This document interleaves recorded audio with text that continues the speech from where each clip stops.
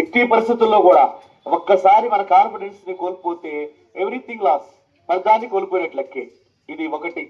రెండవది ఏంటంటే కొంతమందికి సుపీరియారిటీ కాంప్లెక్స్ ఉంటుంది.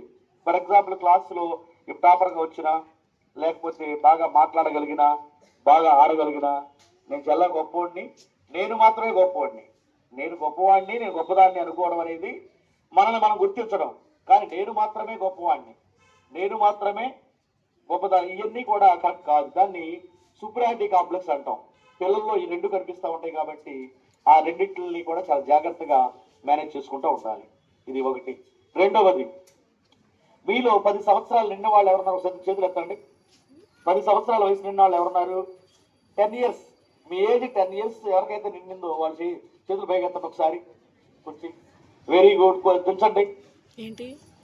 మీలో ఎంతమందికి గోల్ అంటే ఎయిమ్ అండ్ అంబిషన్ అంటే జీవితంలో మీ చదువులు పూర్తయిన తర్వాత, మేము పెద్దవాళ్ళు అయిన తర్వాత మేము ఏదో సాధించాలి అన్న వాళ్ళు గోల్ని ఇప్పటికే నిర్దేశించుకున్న వాళ్ళు ఎంతమంది ఉన్నారు? చేతులు పైకెత్తండి.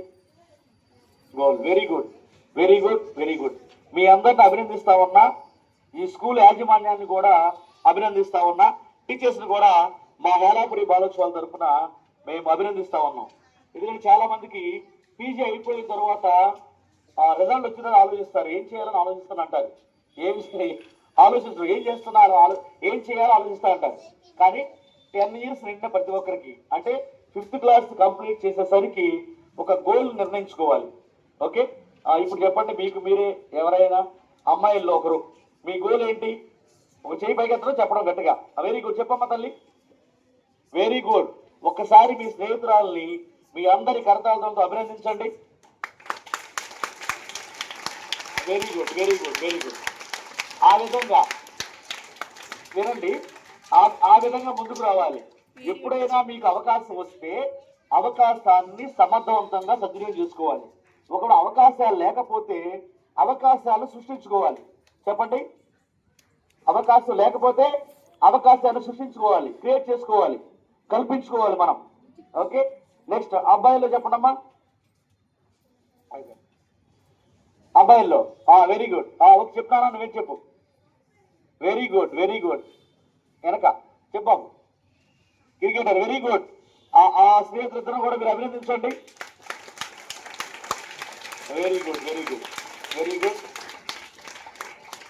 సార్, విద్యార్థులు అంటే ప్రతిరోజు కూడా నేర్చుకుంటూ ఉండాలి. మీ పాఠ్య పుస్తకాల అంశాలని మీరు నేర్చుకుంటూ ఉంటారు, అది సర్వసాధారణం. కానీ మీరు సమాజం గురించి నేర్చుకుంటూ ఉండాలి. 100కి 100 మార్కులు వచ్చిన వాళ్ళు కూడా చదువులు పూర్తయిన తర్వాత మంచి పొజిషన్లో లేని వాళ్ళని, లేదా ఒక పొజిషన్లోకి వెళ్ళి అక్కడ సమర్థవంతంగా వాళ్ళ సేవల్ని అందించడం వాళ్ళని చాలా మంది చూస్తాం. చదువులతో పాటు సమాజాన్ని కూడా అర్థం చేసుకోవాల్సిన అవసరం ఉంది. ఓకే, కాబట్టి మీరందరూ కూడా ఖచ్చితంగా ప్రతి ఒక్కరు కూడా గోల్, ఎయిమ్ అండ్ అంబిషన్ ని డిసైడ్ చేసుకోండి. దాన్ని సాధించడం కోసం రోజుకి 5 సార్లు